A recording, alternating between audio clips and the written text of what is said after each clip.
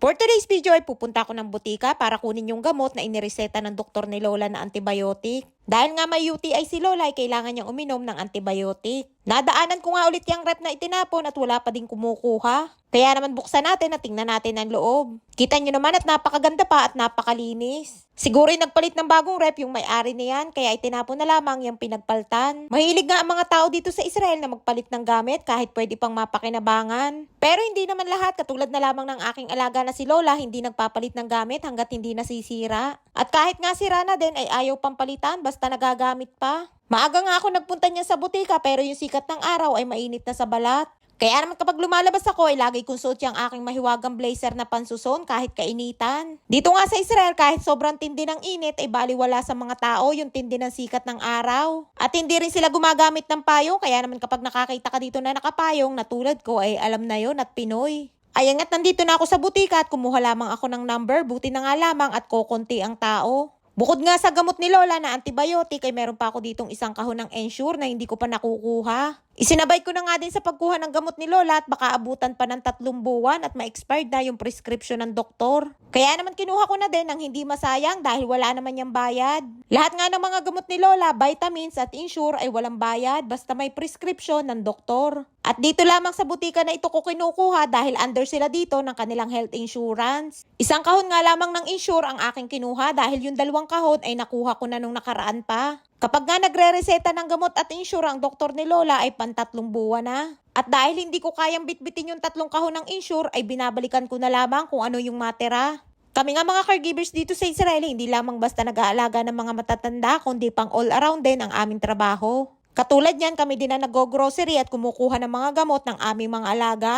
At bago nga ako umuwi, ay dumaan muna ako din sa grocery store na lagi kong pinupuntahan. Mayroon din ditong tindang mais, nasa 160 pesos yan sa pera natin sa Pinas, ang 5 peraso. At eto nga ang aking bibilhin, yung paborito ni Lola na Activa na yogurt drink. Buti na nga lamang at bumaba na ang presyo niyan, 2.10 na o nasa 160 pesos sa pera natin sa Pinas yung 2.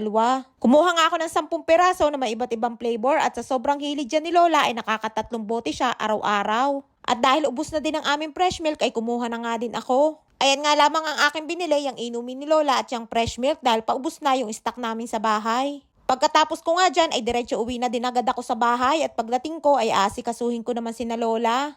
Ganyan nga lamang araw-araw ang buhay ko din kapag lumabas ay balik din agad sa bahay. Walang gala-gala at hindi pwedeng magtagal sa labas. Pagdating ko nga ng bahay ay agad ko ding inasikaso si Lola at si Nili dahil oras na ng kanilang pagkain. At eto nga't nadagdagan pa ang aking trabaho pati sa pagkain ni Lola ay kailangan ko siyang subuan. Ayaw nga ni Lolang kumain dahil hindi niya maigalaw yung kanyang kamay dahil may sugat ito. At wala din daw siyang ganang kumain kaya naman sabi ko ako na ang bahala sa kanya at susubuan ko na lamang siya. Nung una nga ay ayaw pang magpasubo ni Lola at nahihiya at para daw siyang baby na kailangan pang subuan. Pagka nga walang ganang kumain si Lola ay pilit ko siyang pinapakait at sabi ko ay kahit konti lamang basta magkalaman yung kanyang tiyan. Ang trabaho nga naming mga caregivers ay hindi lamang basta pag-aalaga ng mga matatanda kundi kailangan din na may kasamang malasakit at pagmamahal sa kanila. Kapag nga ayaw kumain ng aming mga alaga ay kailangan din namin gumawa ng paraan kung paano sila mapapakain. Ayan nga't pandisubo ako kay Lola para lamang makakain siya. Dahil kapag pinabayaan ko at basta ko na lamang ibinigay sa kanyang pagkain na hindi niya yan kakainin. Binibiro ko pa nga si Lola at ang sabi ko bakit kapag ako magsusubo sa kanya ay ang bilis niyang kumain at ubos niya din ang kanyang pagkain. At kapag nga sinusubuan ko si Lola ay natutuwa din si Nilit. Ang laging sabi sa akin ay yeslak harbe sablanut. Ibig sabihin ay mahaba daw o madami ang aking pasensya kay Lola. Buti na nga lamang at hindi mahirap pakainin si Lola at kapag sinusubuan ko ay mabilis siyang kumain. Dahil malalambot nga din ang kanyang kinakain na hindi na siya nahihirapan ng nguyain ito at minsan nga ay lunok na lamang ng lunok din. Ang problema nga lamang sa akin kapag pinapakain ko si Lola ay nahihirapan ako sa aking pwesto dahil hindi ako makaupo ng ayos. Kaya naman tiis-tiis lamang din basta lamang makakain si Lola.